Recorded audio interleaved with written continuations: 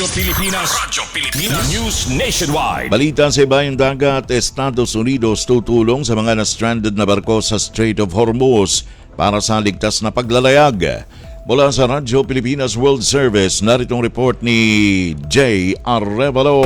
Radyo Pilipinas Report. Inihayag ni US President Donald Trump na handang umalalay ang Estados Unidos sa mga barkong na stranded sa Strait of Hormuz. Ayon kay President Trump, magpapadala ang US ng gabay at proteksyon upang matiyak ang ligtas na paglalayag ng mga sasakyang dagat sa gitna ng tumitinding tensyon sa rehiyon. Tinawag ni Trump ang hakbang na ito na Project Freedom at sinabing anumang sagabal sa hakbang na ito ay buong pwersa nilang haharapin. Sinabi rin ng US Central Command na kabilang sa Project Freedom ni Trump ang 15,000 tropa, guided missile destroyer at mahigit 100 aircraft. Samantala, sinabi naman ng militar ng Iran na aatakihin nito ang anumang dayuhang armadong pwersa na susubukang lumapit o pumasok sa Strait of Hormuz, lalo na anya ang agresibong hukbong Amerikano. Patuloy namang binabantayan ng international community ang sitwasyon, lalo na't maaari itong makaapekto sa seguridad at kalakalan sa rehiyon. Mula sa RP World Service para sa Bagong Pilipinas, ito si Jay Arevalo, Radyo Pilipinas, Radyo Publiko.